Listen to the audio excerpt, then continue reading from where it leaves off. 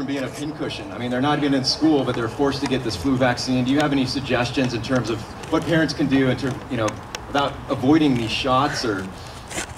Well, Andrew, you probably know what I'm going to say, and that is to keep your kids home. So you need to take your kids out of school today. I would not send any child to a government prison school. I hear so many stories, heart-wrenching stories that keep me up at night. Horrible situations. Many people are asking me to help them with the paperwork to get a mask exemption from school. And many people have said to me from the very beginning, Peggy, especially from other states, they don't know how bad it is in California. Peggy, what is this deal with the masks? Why are you anti-mask? I said, I'm not anti-anything. I am pro-human rights, I am pro-civil rights, and I am pro-God-given rights, which is the only ultimate source of legitimate law. And my answer to that is to not fight it, but to fight it in the best way, which is not to participate. You have to take your kids out of these schools. Because the government cannot force, I call it and I didn't make up the name, but it's The Poison Needle, which was a book about vaccines back in the 50s or something.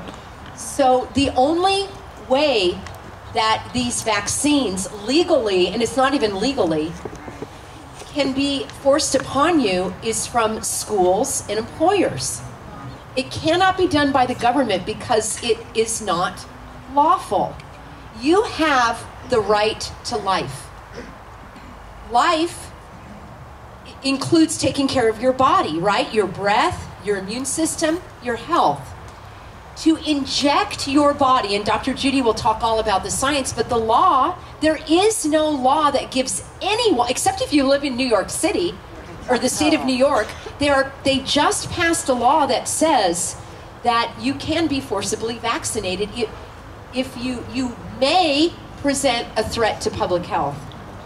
Wow. You may not know that in the state of California, there is a health and safety code. That's kind of my hobby, is to stay up all night and read the health and safety codes. But there's a health and safety code, I think it's 10-1040 or 140. Some of you know this. It became law after, in 2019, it was signed. AB 266, that horrible number that you all know, is now a law, which says that the health officer, if necessary, can take control of any person's body, including yours and your child's. We have to fight this law. It needs to be repealed. Now, it's a tough battle for us because, as another attorney friend of mine calls it, the trifecta in California, when you've got the governor, the legislative branch, and the judicial branch, all basically they're communistic in my view. Right. It's very hard to get that through. So it's we the people that have to do it. And the way you do it is I do not comply.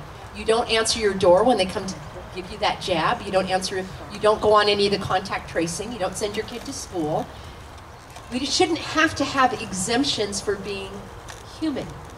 So months ago, when I was just trying to be affable and friendly, and just tell them, it's against your religion. I'm like, that worked for a little while to go into the grocery stores and stuff. And then it was like, well, maybe I need a medical exemption from the doctor, and that worked for a little while. And now the criminals actually are breaking the law day in and day out. So the next main focus of the Healthy American is going to be to educate law enforcement. We need to educate the police. Are you guys with me on that? Yeah, the sheriffs.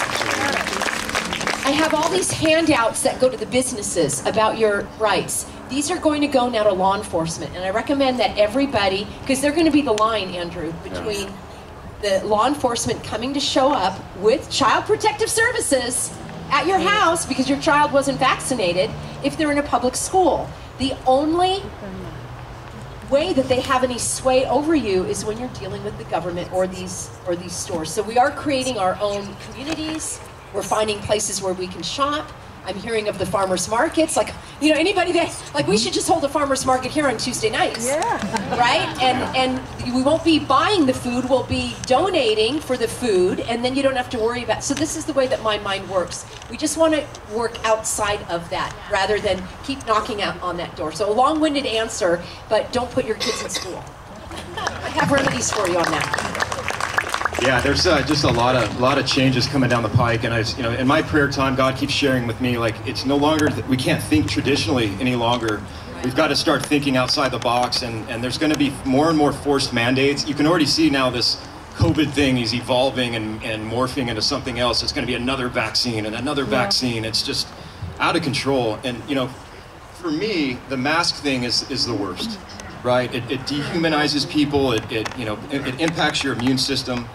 Judy, you've written a book about this, which is beautifully written. She's going to talk a little bit about it now, but why don't masks work?